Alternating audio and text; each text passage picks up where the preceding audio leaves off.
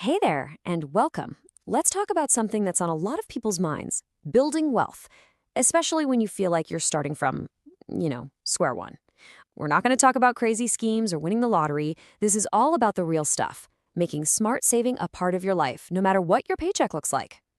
So let's just dive right into the biggest question, right? How in the world do you save money when it feels like every single dollar already has a name on it before it even hits your account?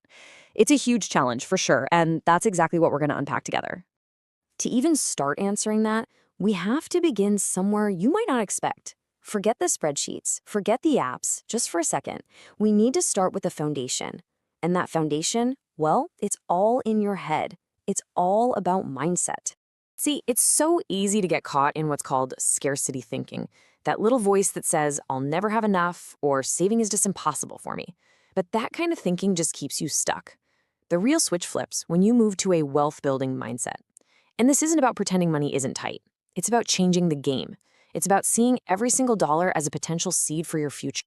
I love this quote because it just cuts right through the noise. We're so often told that a bigger salary is the only way out. But this reminds us that the real superpower here is in your habits. Building wealth is a skill, and it has so much less to do with how much you earn and everything to do with how much you actually keep. Okay, so our heads are in the right place. Where do we go from here? We start with a diagnosis. Think about it. A doctor can't help you get better without understanding what's going on first, right? Well, you can't get your finances in shape if you don't have the data. And let's be really, really clear on this one. This step is not, I repeat, not about making you feel guilty for buying a coffee or getting takeout. It's the total opposite. This is about empowerment. It's just about gathering the facts so that you can be the one in control, making decisions that you feel good about.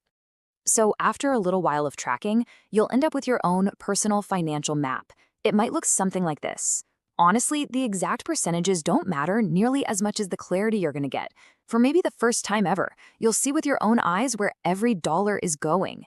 This is usually the big aha moment, where you suddenly see opportunities to save that were invisible before. All right, now that you've got your map, you're not just guessing anymore. You're in the driver's seat. So it's time to drop the blueprint for the future: your budget. This is the absolute game changer. This is where you stop wondering where your money went and you start telling it exactly where to go. I know, the word budget can sound intimidating, but it really just boils down to four simple things. 1, know exactly what's coming in. 2, list out all your fixed costs, rent, car payment, the stuff that doesn't change. 3, get a handle on the variable stuff that does change. And 4, this is the magic step: give every single one of your dollars a job to do. No dollar gets to just hang out. And the great news is, you don't have to invent this all from scratch. There are tons of methods, but here are two really popular ones. The 50-30-20 rule is awesome if you want something simple and flexible. But if you're the kind of person who loves getting into the details and wants total control, a zero-based budget might be your new best friend. There's no right or wrong answer here. The best budget is the one you'll actually stick with. So we've got our mindset right, we've got our blueprint drawn up, now it's go time. This is the action plan. Let's look at a few really smart strategies to turn that budget into actual, real savings that you can see. Okay, listen up. If you only take one single thing away from this whole explainer, make it this one: pay yourself first. It's so powerful because it completely flips how we normally think about saving. Instead of saving whatever's left over at the end of the month, you treat your savings like it's your most important bill. That money goes into savings first before you even get a chance to spend it. And hey, if you need to find a little extra cash to get started, here are some quick wins. Try a no-spend weekend. I bet you've got a subscription or two you totally forgot you were paying for. Go cancel them. Planning your meals for the week can save a ton of money. These little things can unlock cash you didn't even realize you had. These strategies are all fantastic, but let's be honest, how do we make it stick for the long haul? That's the long game. And the secret to turning all this effort into a lifelong habit is to take yourself and your willpower out of the equation. You've got to make it automatic.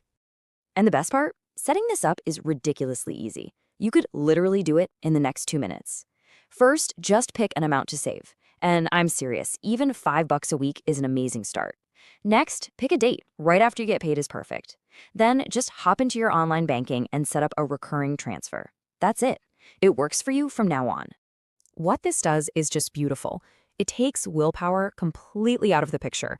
Think about that for a second. No more trying to remember to save, no more fighting that temptation to spend the extra cash you see in your account. The system does all the hard work for you, just quietly building your savings in the background. And if you're sitting there thinking, yeah, but can a few bucks a week really make a difference? Oh, just you wait. Look at the math. A simple $10 a week, that's less than a couple of fancy coffees, becomes over $5,200 in 10 years. And that's not even counting any interest or investment growth. That is the awesome power of just being consistent. Small habits build incredible results over time. So let's wrap up with this question right here. Don't try to change your entire financial life overnight. That's a recipe for burnout. Just think about this. What is one small, totally manageable thing you can do today to get started? Because that first tiny step, well, that's always the most important one.